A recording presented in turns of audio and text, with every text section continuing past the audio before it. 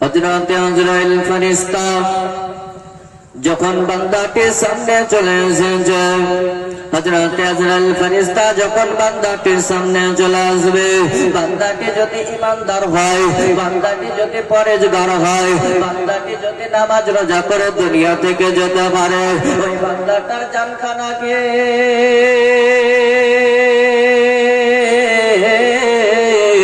আজরাইল ফেরেশতা এত সূক্ষ্মভাবে কবজ করবে, এত আদরের সহিত কবজ করবে, বান্দাটা যেন জানতে পারবে না।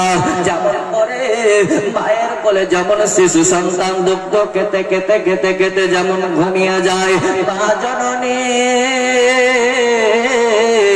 যেমন করে জানতে পারে না, ওই রকম করে জানখানাকে কবজ করে নাই।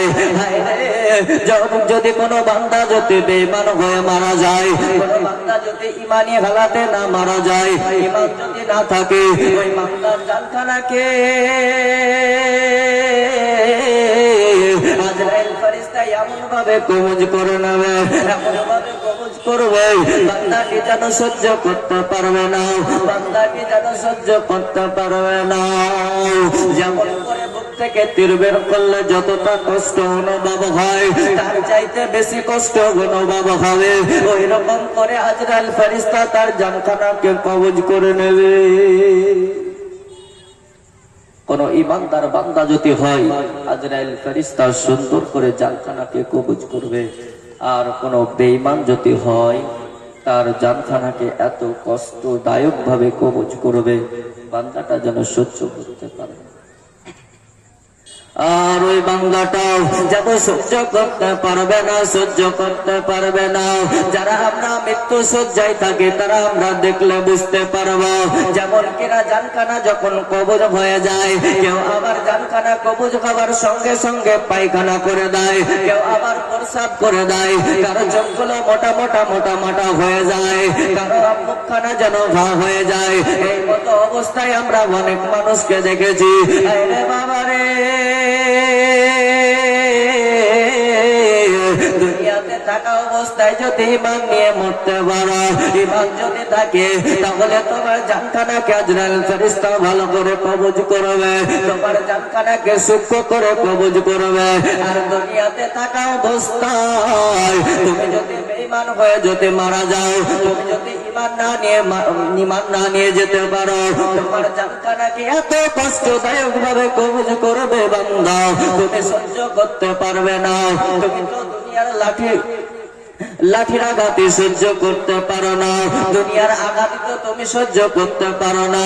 সেই দিন কেমন করে তুমি সহ্য করবে, সেই দিন কেমন করে সহ্য করবে বান্দা? এখনো সময় আছে বান্দা। মসজিদে দেখা যায় মসজিদে লোক নাই, মসজিদে দেখা যায় মসজিদে লোক নাই, কিন্তু খারাপ জায়গাতে মানুষকে অনেকে দেখা যায়।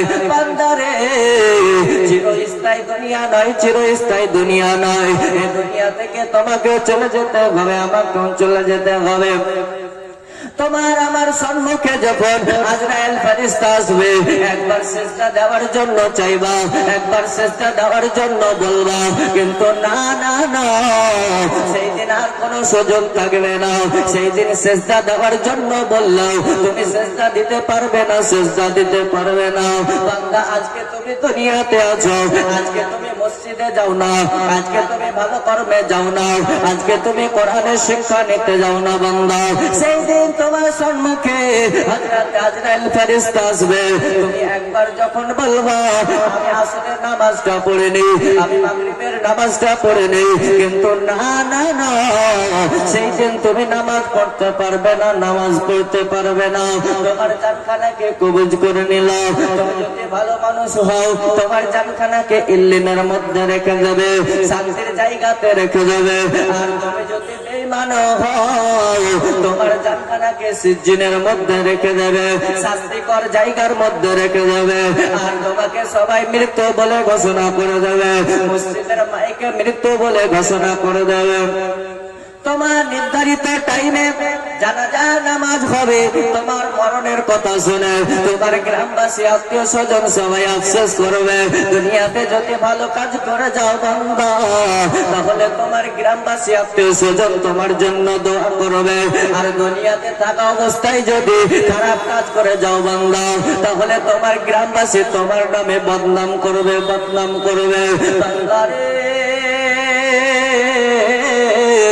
দুনিয়া থাকা অবস্থায় যদি ভালো কাজ করে যাও, তাহলে কবর তোমার জন্য শান্তির জায়গা হয়ে যাবে, মানুষ তোমার জন্য দোয়া করবে। আর বান্দা যদি দুনিয়াতে খারাপ কাজ করে যাও, কবর তোমার জন্য শাস্তিকর জায়গা হবে। আর গ্রামবাসী আত্মীয় স্বজন তোমার জন্য বদদোয়া করবে, দোয়া করবে না। বান্দাটি যখন বান্দাটি যখন মৃত্যু বলে ঘোষণা হয়ে গেছে, বান্দাটির আত্মীয় স্বজন কেউ বা কান্না করতে আসে, বিজি পাশে বসে কান্না করতে আসে, বেটা পাশে বসে কান্না করতে আসে, আবার কেউ বা কান্না করে, আর কেউ বা কোরআন তেলাওয়াত করে। ওই বান্দাটিকে যখন গোসল দিতে যায়, বান্দাটির নাকের ভিতরে তুলো দিয়ে দেয়, কারণ বান্দাটির নাকের ভিতরে যেন পানি প্রবেশ না করে। কত মায়া ওই বান্দাটির জন্য, কত মায়া করে। ওই বান্দাটির নাকে যেন পানি প্রবেশ না করে, তার জন্য বান্দাটির নাকের ভিতরে তুলো দিয়ে দেয়। বান্দাটির কানে যেন পানি না প্রবেশ করে, বান্দাটির কানের মধ্যে তুলো দিয়ে দেয়। সাজায়া গোছায়া দেবরে সজনি তোরা, শেষবারের মতো গোসলা মাইদে। সাজায়া গোছায়া দেবরে সজনি তোরা, শেষবারের মতো গোসলা মাইদে। কত রঙের কত কাপড় সবে রইল পড়ে, সাদা কাফন আমায় পরাই দে সজনি তোরা, শেষবারের মতো বিদায় আমায় দে। মুসলমান বাবাজিও ভাই, বান্দাটিকে যখন গোসল করানো হয়ে গেল, বান্দাটি গোসল করানোর পরে বান্দাটি যদি পুরুষ হয়, বান্দাটিকে 3টা কাফন দেওয়া হবে। বান্দাটি যদি মহিলা হয়, বান্দাটিকে 5টি কাফন দেওয়া হবে।